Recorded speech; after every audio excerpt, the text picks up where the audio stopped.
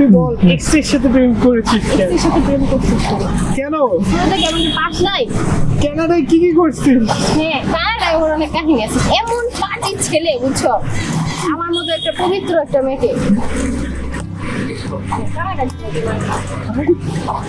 চলো। তুমি যদি চাও দুহাত বাড়াই, তুমি যদি চাও নিজেকে হারাই। হ্যাঁ, ও জেলা স্কুলে ছিল, আমি বিদ্যামন্দিরে ছিলাম। তারপর ও আবার মেয়েদের মাঝে অনেক পপুলার ছিল, সেভাবে আমি আমার এক ফ্রেন্ডের মাধ্যমে ওকে চিনতে পারি। মানে ওর নাম শুনি, একজন অল্প সমুজ্জ্বল দত্ত নামে একজন আছে, এই মেয়ে ওই মেয়ে, এগুলা। আচ্ছা যাই হোক, তারপরে একদিন আমার ওরা দেখতে মন চাইলো। তারপরে আমি খুঁজে দেখলাম। তারপরে আমি একটা ফেক আইডিও খুলছিলাম।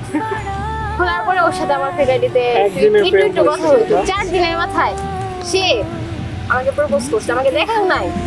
আমার একটা ফেক ছবি ছিল, কি চুলওয়ালা এই সাইডওয়ালা।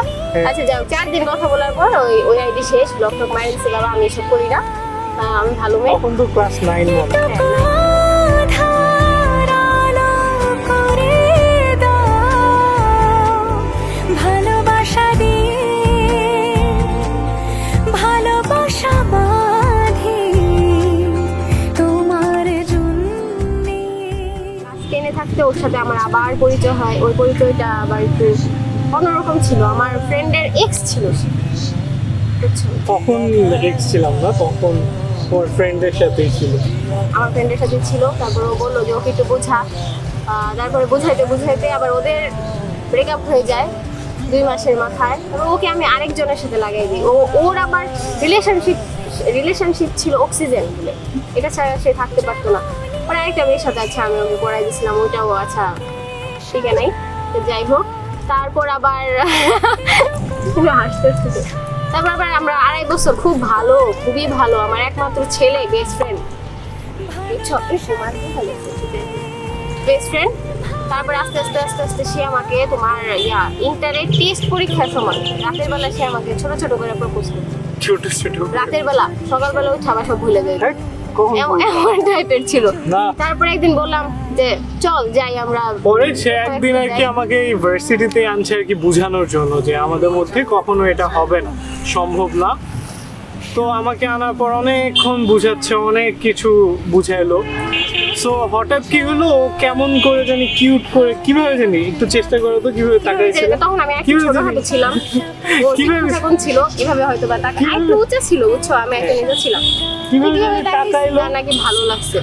পরে হুট করে এখানে প্রপোজ হলো। ওইটা ছিল আবার জুন মাসের 1 তারিখ 2019 সাল। সো এখন 5 বছর 1 মাস 7 দিন হয়ে গেছে। সো এভাবেই আমাদের কাহিনী শুরু, জেলা স্কুল বিদ্যাময়ী দিয়ে। আর এখন পর্যন্ত জামাই বউ হিসেবে বিবাহ চলতেছে। করতে যাচ্ছি, এটাই আমাদের কাহিনী।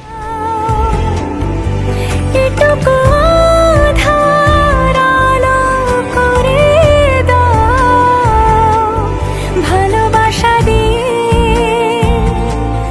ভালোবাসা বাঁধি তোমার জন্যে, তুমি যদি চাও।